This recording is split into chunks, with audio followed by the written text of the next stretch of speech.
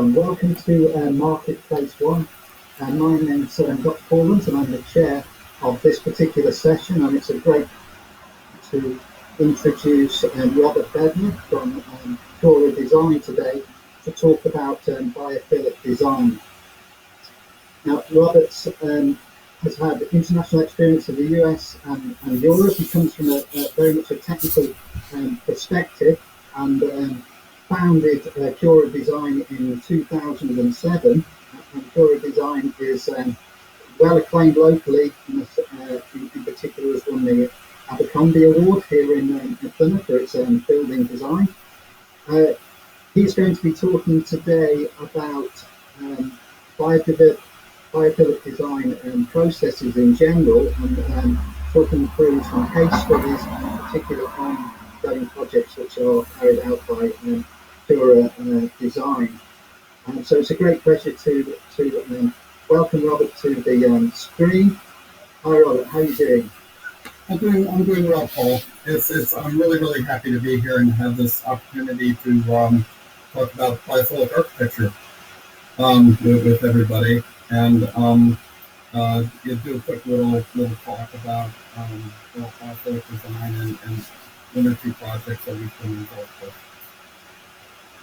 Just for the benefit of everybody in terms of questions, we'll be taking questions at the end of this presentation, and so look forward to seeing your questions in the discussion as we go along.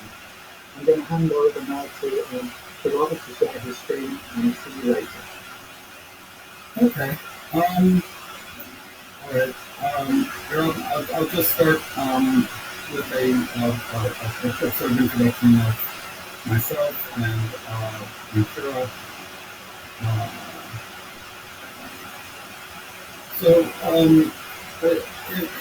Basically, I've been in doing this gig for I think it's been about 35 years, and the whole thing sort of started when I went to work in Norway for a Sverre Fan, and I'm only putting this up here because I just think that, especially in the current climate and everything, that Sverre Fan is somebody that we should also keep in mind. There's some great passages in the book that are construction that are really quite relevant to climate change and to the way that buildings are designed. This is a building that I was lucky enough to work on in Norway way back when, and I worked on this with Professor Fan, and it was something that I would say is biophilic because it has the way that it's tied into the hill and tied into the land and acknowledges things like the horizon and the sky and nature in general. Anyway, I just wanted to mention Sverre Fan. Basically, Cura Design came out of research and design, and this was one of our projects here in Plymouth. It's in the corner. It was done on a small budget, and we have an outside garden room here. And the idea was that these panels would open and close, and so it can make it a public place sometimes, and then another times make it a very sort of private place. This was on the opening. The other project that we were involved with, still are involved with, is Filton Children's Theater. And this is in Devonport Park here in Plymouth. This is really trying to get as many biophilic principles into this building design as we could. So one of the principles here is we've got a green wall which acts as a backdrop for this stage, which is outside in this amphitheater. There's actually three different stages on this project. There's an inside theater, there's a theater on the roof, and then there's a theater in this amphitheater down here. Again, this is a community project, and this one is fairly low budget. there it is. And it's completion. The other thing that I just wanted to mention really quickly, um, before we get into everything, is the Half Earth Project. And one of the things that I guess I'm about is biodiversity. And there's an IPCC, there's a report that's come out today at the UN about how important it is that biodiversity is linked with climate change. And biphilic architecture is as you'll see, it's really about a love of nature, and it's also about trying to protect and enhance biodiversity on the site. So it's this idea that you can build a building and not only protect the nature on the site, but enhance the nature on the site. And I think that's really, really important. And there's this quote here by E.L. Wilson, which is alarming, but it's true. And we're the generation that really has to confront all of this. And it's, unless humanity learns a great deal more about global biodiversity and moves quickly to protect it, we will soon lose most of the species composing life on Earth. So I recommend that everybody looks at the Half Earth Project and what they're doing. They're doing some great stuff as far as trying to protect the existing biodiversity on Earth. These are just more numbers, but I always put this up. It's even getting a little bit old. It's from a older talk that I gave back in 2019. But we are the generation that's got to deal with all this.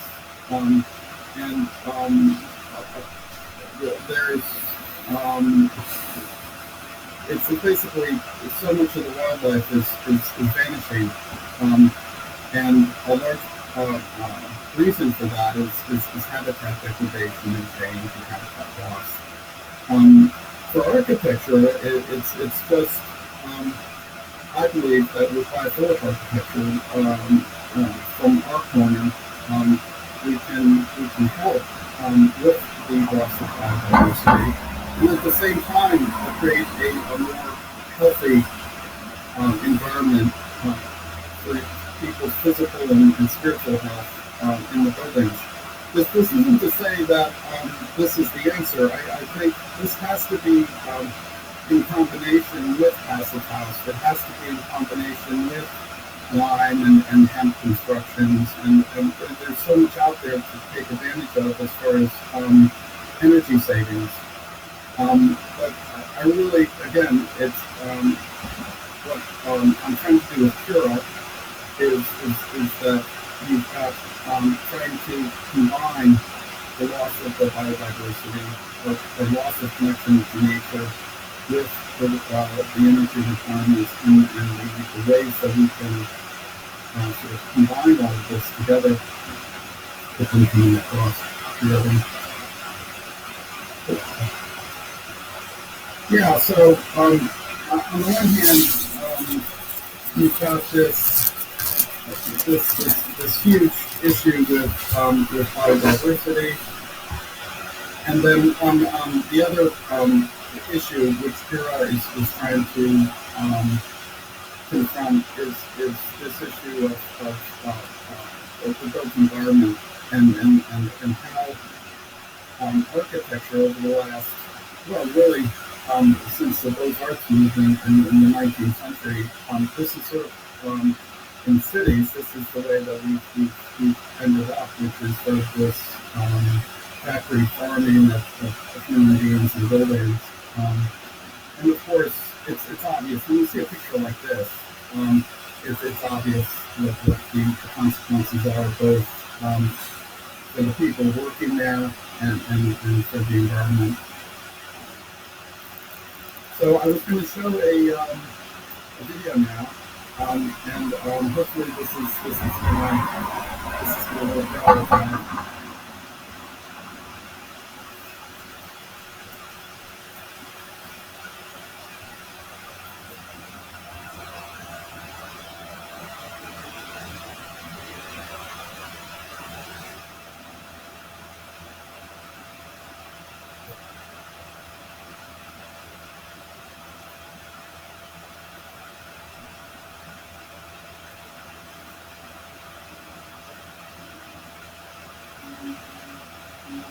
I think really is all really for the perspective of these qualities of the environment that are considered the most human for wildlife. I just mentioned a few of those things about probably people of them. But they make it like it's like life, but just seems like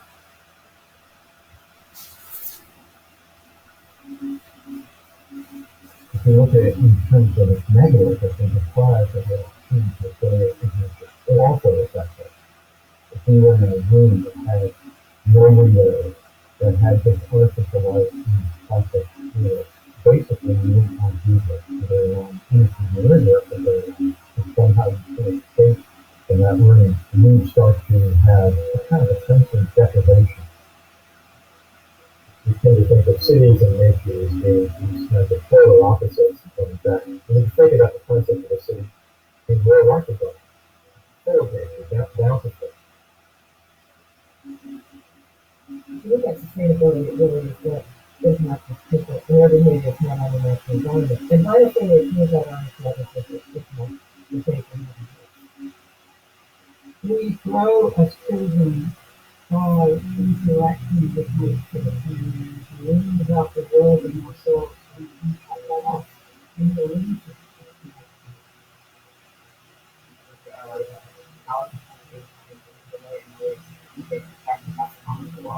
Creating a workplace that has no dialogue activities without a base public my message object would be that if they do their job well, then they really are part of the doctors and the nurses who do the lives of the environment. Talked about creating good habitat for people and farming those farms that satisfies their needs for the beneficial content we can have their world. Environmental degradation and alienation from nature are not negative consequences of modern life, but rather failures in how we have deliberately chosen to design our buildings and our cities. Design ourselves into this predicament and design ourselves out of it with the help of biophysics.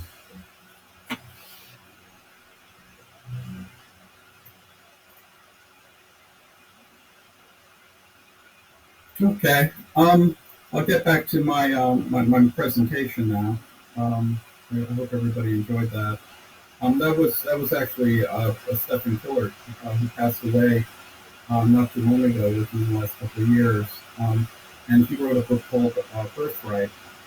And in my mind, he's well, for me, he's one of the people that really kicked off the whole biophilic movement.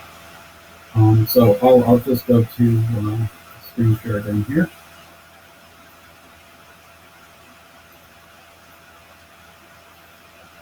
Okay. Yeah. So very quickly, when you look at architecture schools and you look at, I've got almost 40 years now of working in architecture. Starting in the United States, and I've worked in Oslo, I've worked in Paris, I've worked in London, and even recently, just last week, I was working on an architecture competition, an international competition, and it's sort of sad to say that, and this was a Norwegian competition, that buildings are very much still designed the same way, in the same process, as um, uh, in the Beaux-Arts tradition. And this kind of thing where you do a bubble diagram, that's just a sort of a screen grab. and a sketch. And the thing that those two, what those have in common is there's something that's sort of missing from the bubble diagram and from the sketch. And these are the first crucial moves that you make. If architecture is a chess game, these are the first crucial moves that people make when they're designing. And they're leaving out all of this. And there are some architects that that don't leave this out and do beautiful, fantastic work, and as well incorporate all of the passive house and the rainwater harvesting and the solar PV and all the rest of it. But I think for the most part, most people will agree that the industry is still when they're not really thinking about the stars. They're not thinking so much about the trees and the birds and the biodiversity. Just looking at an oak tree, the tree weighs 25 tons. It's got 260,000 leaves. It's got 12 kilometers of branches. Supports 350 species of insects, 30 species of birds, 360 other plants and lichens. It's got healing properties. It's these are the kind of trees that people are currently trying to protect all over the country, and it's something that again with the biophilic architecture, it's looking at the site fresh and saying, okay, what can we do to protect these trees? What can we do to enhance? The idea with Cura Design is that we're including psychologists, biologists, and conservationists in the design team, and forming research towards enhancing the site and protecting the biodiversity, and as well connecting people to nature. So when we talk about biophilic principles, we're talking about a direct experience of nature, indirect experience of nature, experience of space and place. I mean, it's a no-brainer that when you look at an office, an old style office like this, compared to an office that is full of light and plants and fresh air and connection with the outdoors, it's pretty obvious that people are going to be happier. Their health is going to be better physically. Same thing with hospital and healthcare design. There's been a large number of studies about the healing properties. Once somebody is put next to a window and has access visually to greenery, to trees, and to sky, they actually heal faster. And so these are. It's not only. It's a win-win because basically what that means is if people are healing faster, then you're going to get your hospital room turned around quicker, and people are going to heal faster. So it's really better for everybody, and it's also better for nature. There's a huge amount of information out there about how biophilic architecture would benefit the different sectors of architecture. I'm not going to read through all of these, but in literally every single sector, there's a very positive outcome.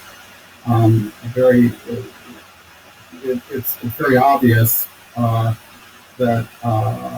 the benefits that the biophilic design is going to bring to a project, if it's in healthcare or education, or if it's commercial, or hospitality, or community, or residential. I'd say I'm going a little bit over, so I'll try and speed up a bit.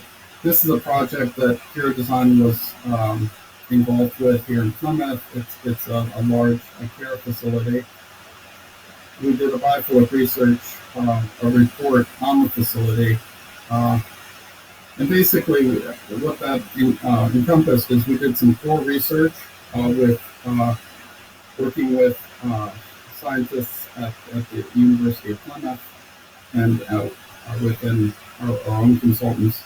And then we looked at the existing building, we did an analysis, then we did recommendations for improvement, and then we listed all of our references and bibliography from that fed into the report. So this was this is an example of the before research. We did a existing building analysis looking at everything from lighting to temperature to plants to materials. So it was a full-on building analysis of how to improve the project from a biophilic point of view. And so we looked at specific spaces and we made recommendations for these spaces, which I'm not going to go into because we don't have that much time. We also looked at a wellness certification. The well certification is really looking at well-being of the people within the site, within the building. And so we look at the water, the fitness, the air.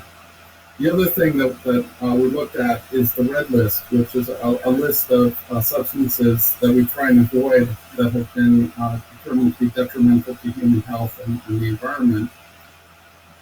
So here's an example of one of the pages. We have 5 pages of references that went into this study.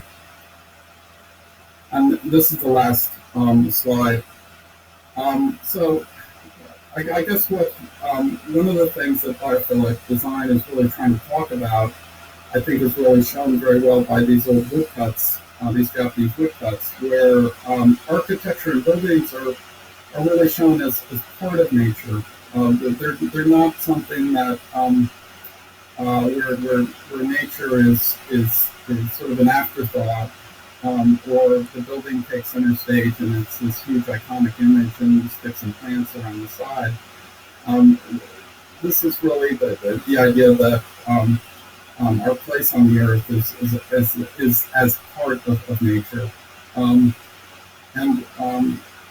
I guess the one last thing is I did want to read this this bit from Charles Eisenstein, but because we've sort of been over, I won't read the whole thing.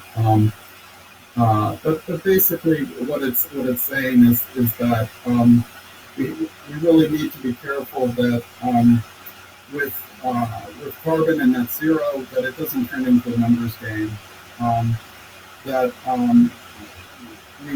It's very important that we try and come into a deeper relationship with the forests, the mountains, the rivers, the tiny plot of land.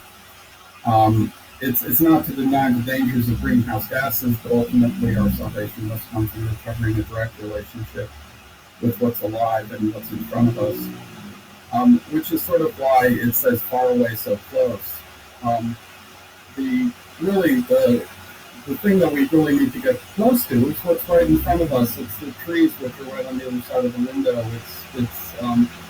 It's nature that's actually so close to us, but it's so far away when we're looking through these monitors and getting caught up in the numbers and the biodiversity and the nature and the animals. So what Cura Design is trying to do is provide architectural design, biophilic design for residential, commercial, healthcare, and cultural projects, with our relationship to nature as the core design value, and it's really the driver for creating a new type of built environment. So there you go, and I'll stop sharing this.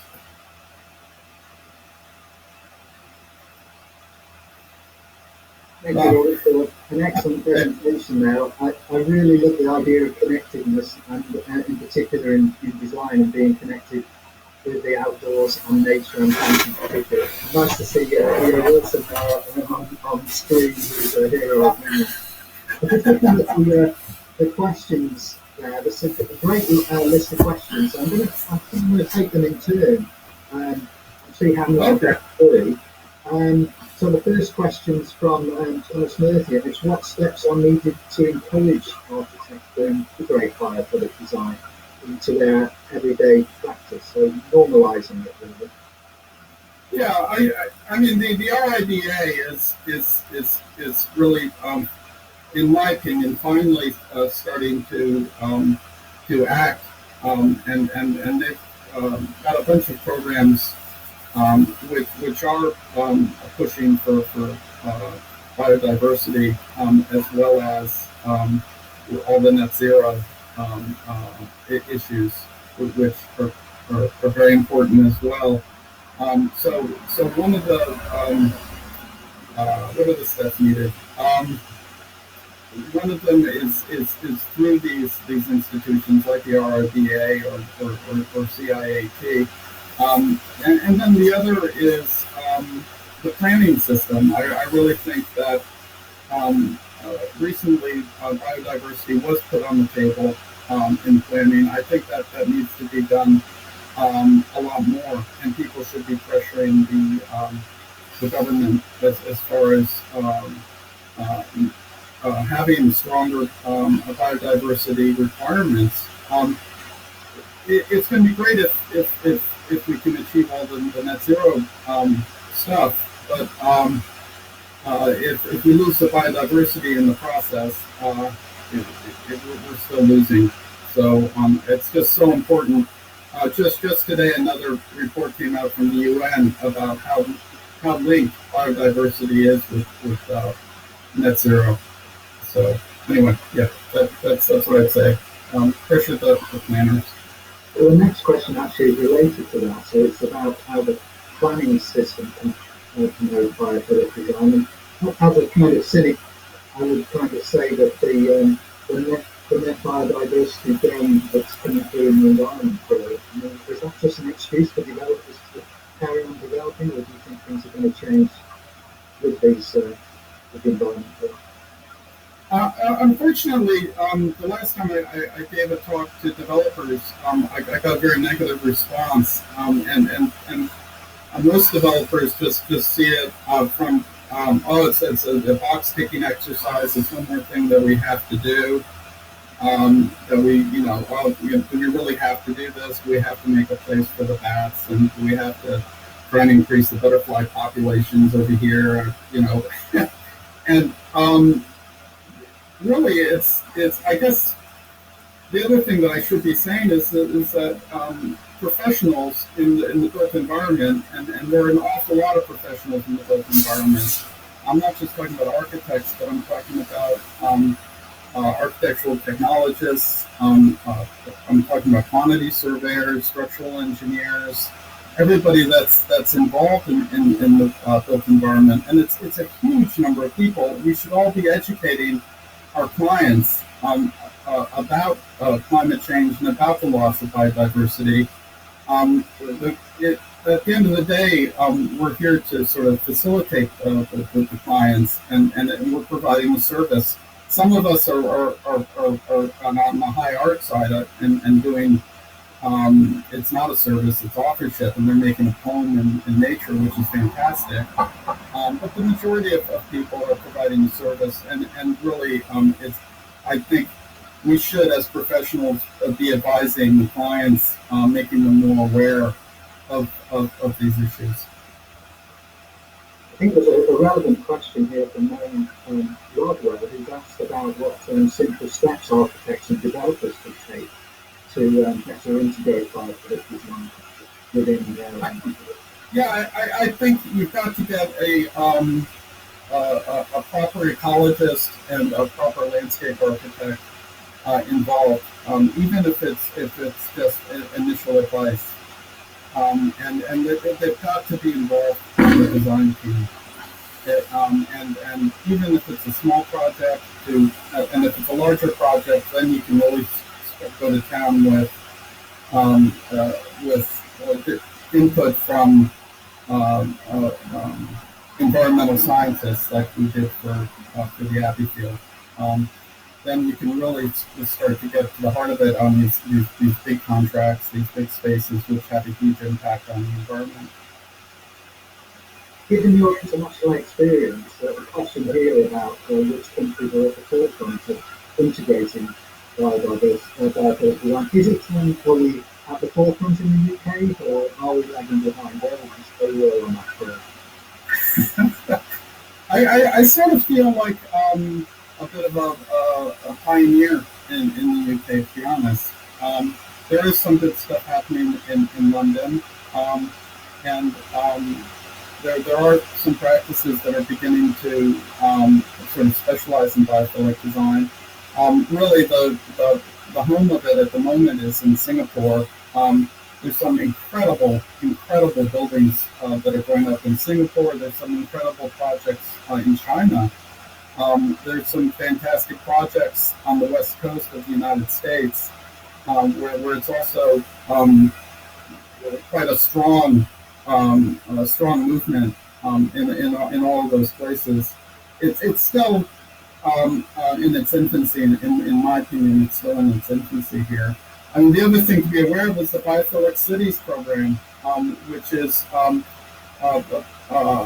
at the moment, I believe there's one biophilic city here in the UK. I think it's Birmingham. I'm not sure. I have to look again. It's either Birmingham or Manchester. I can't remember. But anyway, it's on the website. I've been trying pushing for Plymouth to be a biophilic city. And I think it's the perfect place because we're right on the coast and we've got the moors behind us, and it would be perfect for Plymouth to be a biophilic city. So, I mean, that's another thing to think about. Yeah, the UK definitely needs to step up. Yeah, it's an interesting comment about Plymouth, of course. Being a maritime city, I think maybe some of it is about being able to utilise outdoor space and welcome the outdoors in. And I suppose we have a fairly temperate climate here, and it's quite lends itself, isn't it, really? Yeah, it's just when you look at the Abercrombie plan and what happened to the city, there's an awful lot of empty parking spaces, huge parking lots that are in the core in the heart of the city.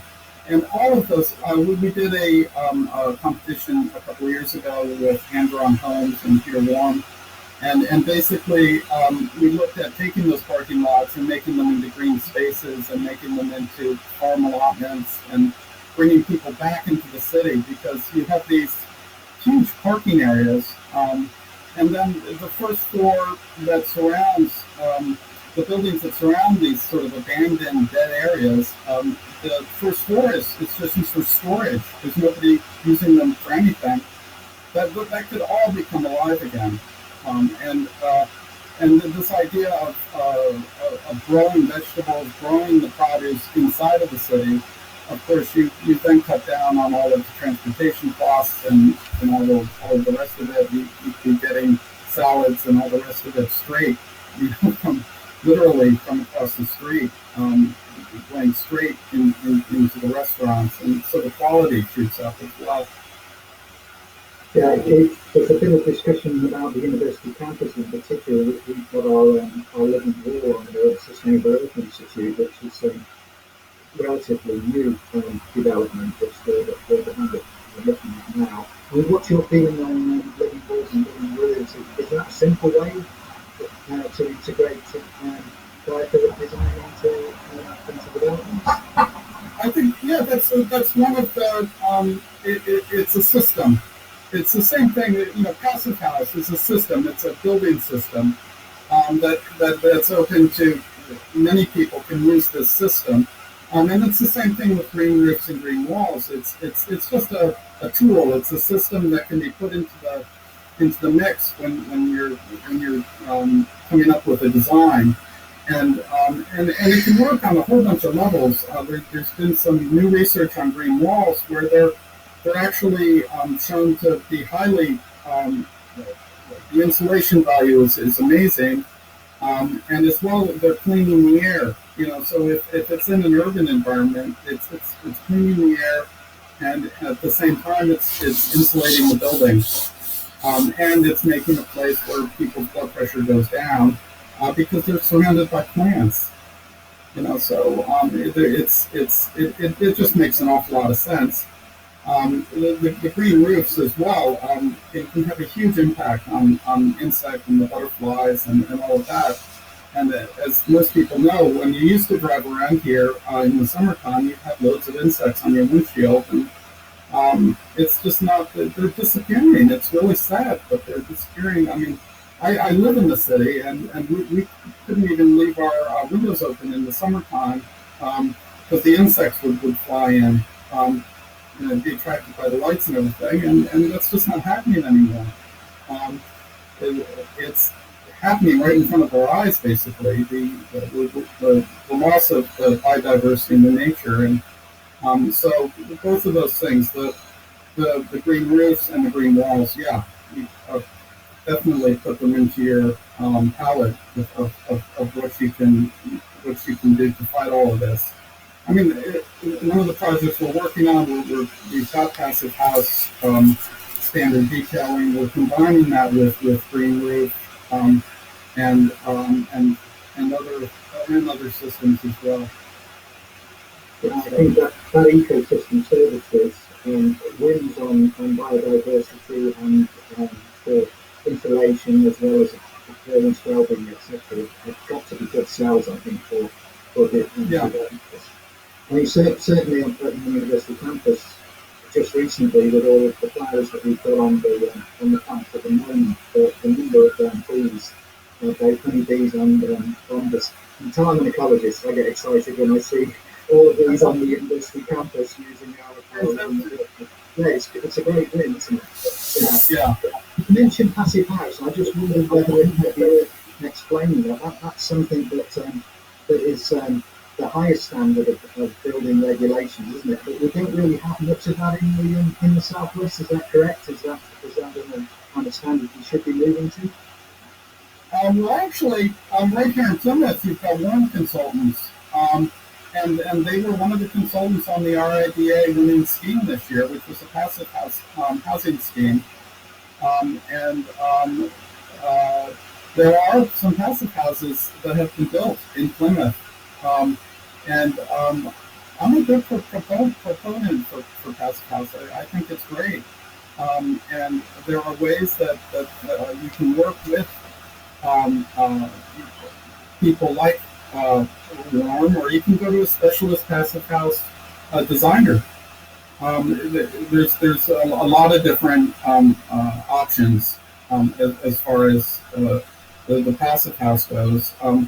The competition we were working on in Norway, that was a requirement for a museum. It had to be passive house standard. Period. That has a huge impact. I mean, if they had said the same thing with the biodiversity, that would have been better.